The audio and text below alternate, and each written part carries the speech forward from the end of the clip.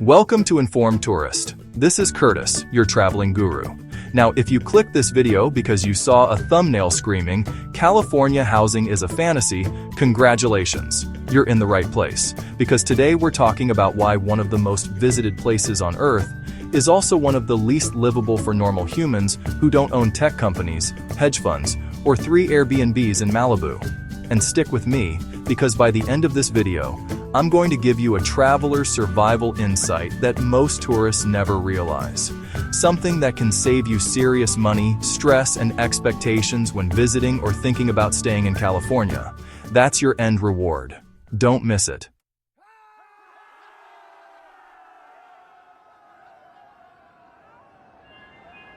Let's start with the version of California most tourists experience. Sunsets, ocean views, palm trees, perfect weather, a coffee that costs $9 but comes with vibes. You land at LAX, rent a car, hit Santa Monica, maybe drive up the coast, and you think, wow, people actually live here? Yes. But here's the plot twist. Most of them don't own anything, and many of them are one rent increase away from leaving the state. California doesn't look like a housing disaster to visitors, because tourists see postcard neighborhoods, not the invisible crisis behind them. You don't see families stacked into apartments built for half as many people, professionals commuting 2 hours each way, or workers living in vans, while serving you a $20 burger. So, here's a fun question. Have you ever stayed in a cute little neighborhood while traveling and wondered how anyone affords it? Spoiler, most of them don't.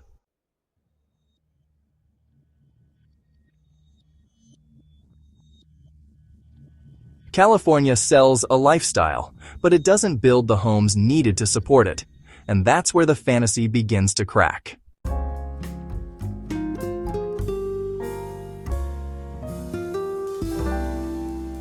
Let's break this down simply. No political noise, no buzzwords. California has 3 massive problems colliding at once.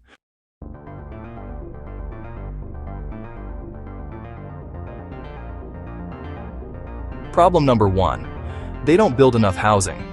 California is short millions of homes, not thousands, millions. Why is that? Well, because zoning laws in a lot of cities still treat apartments like they're radioactive waste. Entire neighborhoods are locked into single-family zoning, strict height limits, endless approval hearings, and, honestly, years of lawsuits. So even when housing could be built, it usually isn't.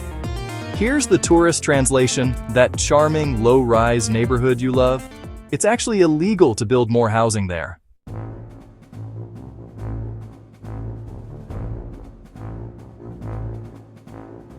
Problem number 2. Regulations make building insanely expensive. Even when developers do try to build, they face environmental reviews that take, well, years, fees stacked on top of more fees, and local opposition meetings where everyone says, "We support housing, just not here." By the time a project is approved, the costs are so high that affordable housing is basically impossible without massive subsidies. So, guess what gets built? Luxury units. Because that's the only thing that pencils out. Here's a little tourist reality check.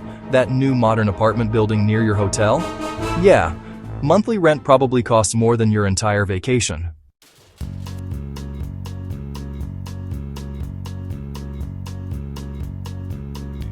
Problem number 3.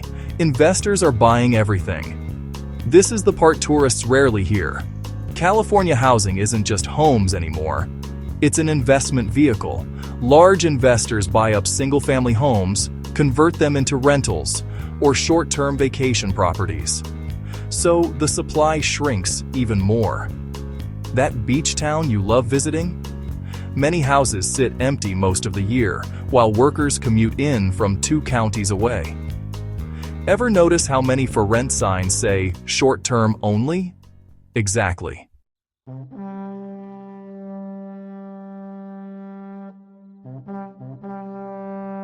Hey, quick reminder.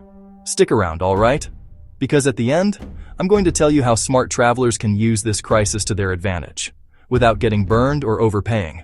You'll definitely want that tip.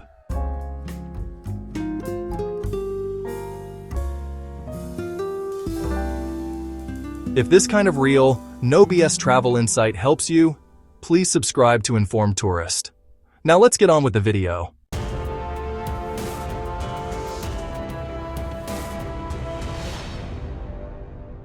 Now you might be thinking, okay Curtis, that sucks for locals, but how does this affect me as a traveler? Oh, it affects you a lot.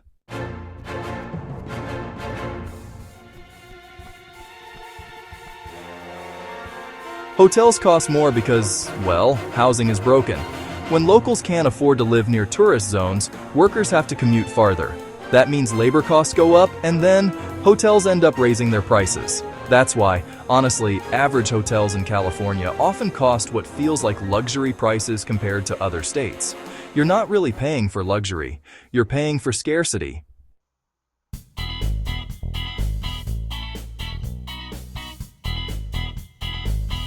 Airbnb isn't the deal it used to be.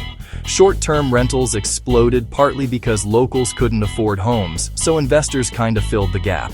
But now, cities are starting to restrict Airbnbs, which, you guessed it, reduces supply. And that just drives prices even higher. So that so-called budget stay can actually end up costing more than a hotel once you add in all those fees. Surprise!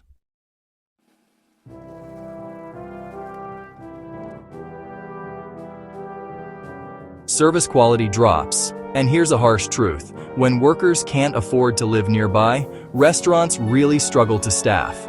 Service gets slower, businesses close earlier, and, tourists feel it, even if they don't really know why. Ever waited forever at a restaurant and wondered what happened to California's famous service? Housing happened.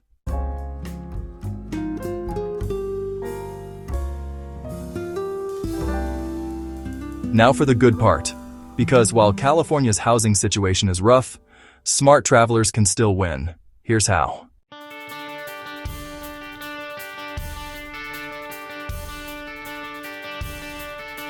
Solution number 1. Stop staying where everyone else stays. Tourists pile into coastal hotspots, downtown cores, and those so-called Instagram neighborhoods. That's where housing pressure and prices are worst. Instead, stay 30 to 60 minutes outside major cities, use commuter rail or take those scenic drives and explore some overlooked towns. You'll pay less, and honestly, you'll often enjoy better experiences.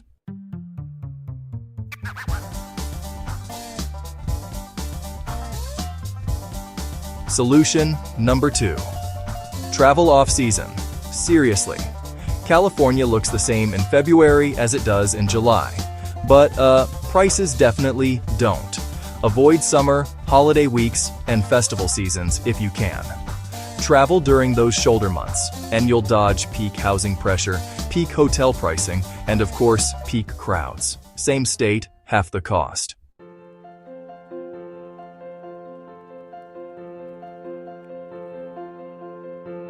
Solution number 3.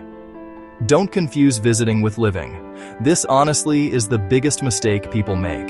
They visit California, fall in love, and then, well, assume living there will feel the same. It won't. Vacation. California and real-life California are two different states. Enjoy the beauty, enjoy the culture, but just don't mistake it for affordability.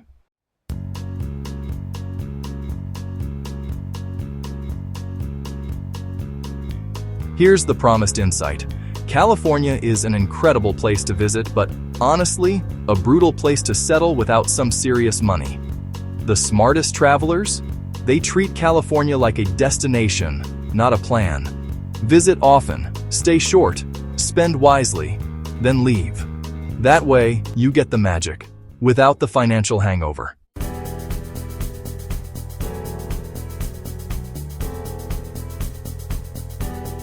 California isn't broken because people don't want to live there. It's broken because too many people want to. And, well, the system just can't keep up. So here's my question for you. Would you rather visit a beautiful place or struggle to live there? And what should our next video cover?